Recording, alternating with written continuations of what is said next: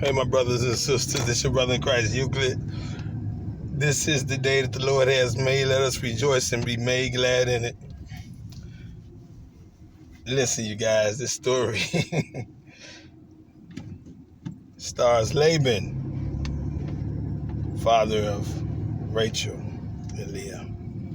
Then this guy by the name of Jacob, who loved Leah and wanted to marry her and asked her dad for her hand in marriage. He offered, if you give me your daughter hand in marriage, I'll work for you 7 years. He was willing to work 7 years for this woman hand in marriage. Oh boy. It's amazing how work is equivalent to marriage in this story. Some people say, man, I ain't about to work for no female like that. Yeah, some people feel like that. But this man was willing to do things the right way. First of all, he respected the woman.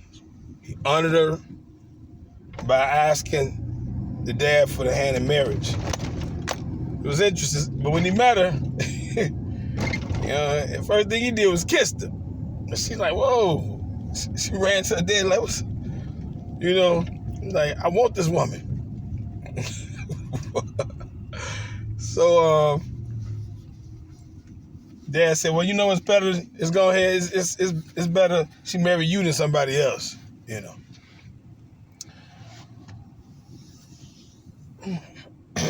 He asked who he was and all that. And after he found out who he was and the relatives was and things of that nature, the dad went on and agreed. But the dad got him drunk. He ended up disguising and putting a veil over his older daughter, Leah, which is the first. Now, Jacob didn't want to marry Leah. He was wanting to marry Rachel. That was the deal. But the dad went on and did the trick. Said, listen, that's not how we do things. That's not our custom. The older always get married first. So listen, you go ahead and still marry Rachel, but you just got to give me 7 more years. So he agreed. The Bible said those 7 years felt like a couple of days because he loves her that much. Wow. That's some love, y'all. This man told us 14 years. First 7 years, he got tricked in a trick bag by the father-in-law, because the father-in-law didn't give him no information until it was time for him to be married. Then all of a sudden, next thing you know,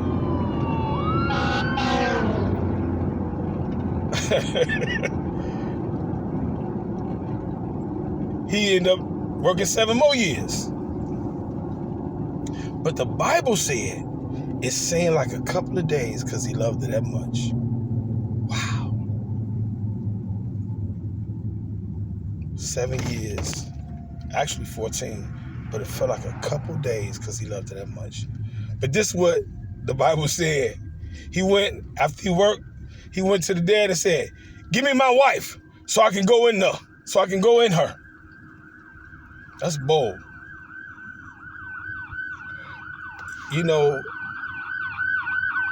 It seemed kind of funny when you hear it like that. But when you think about the honor and the respect that men have for women in this story, it's impeccable. Number one, he asked for her hand in marriage. He didn't mind working. Then for him to come out abruptly and just say, give me my wife so I can, apparently he kept himself. And not only did he keep himself, He respected her chastity and was willing to work. When men is willing to work that hard to, number one, show that woman how much they love her by being that patient, by showing that you're worth working for. It's not that you a piece of possession I own, but it's like just showing that woman you are worth more than rubies, treasure, cars. A lot of men work for possessions and things of that nature. But what I want you to look at is that's how we ought to be towards God. That's how we ought to be as the church. Patiently waiting until the second coming of Christ. Some people can't wait. They feel like, you know what? Suppose he said, I can't wait that long, and went with somebody else or did something else. Not only did he wait for the woman, those 14 years, he didn't do nothing. He kept himself. He honored God. He had this godly character of integrity when it comes to being a whole man. He kept his mind on other things. He stayed focused. He let this woman know, you're worth that. So many women now, they don't even care.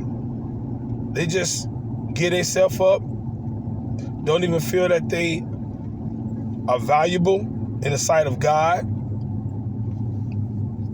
to be chaste and be holy and be a treasure that's worth working for. Not just working to get money, but working to show the respect you're worth. This man respected her body all these years. He respected the fact that I want to do it the right way.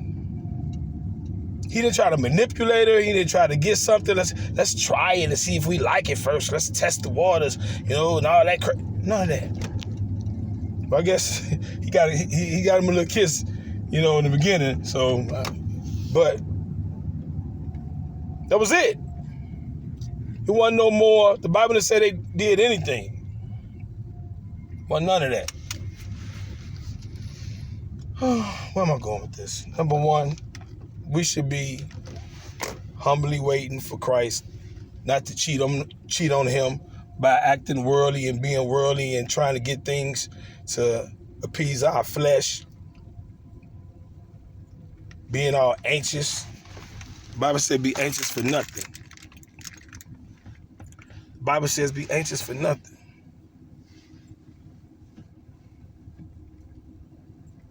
But just with thanksgiving, make your request be made known to God, because God knows what you need before you ask him. The Bible said man shouldn't be alone. It's not good for man to be alone. I think about the story of David, Bathsheba. When Prophet Naaman rebuked him with a prophecy after asking him that story, what should be done to somebody that do something wrong to somebody less than them. And David was like, gave him his opinion what should happen. He said that person is you. For you did something wrong. You let your flesh make a decision for you rather than God. You was anxious. Bible say, be not anxious. You was when we do things to the degree of being anxious, it causes us to be distorted when it comes to hearing from God. Because we're so, that's why it's a beautiful thing to have self-control when it comes to your flesh and practice being abstinent, no sex. You'll be so strong in other areas, in your body, in your thinking. You'll be more clear. Jacob proved to us, you work real hard. And it seemed like it just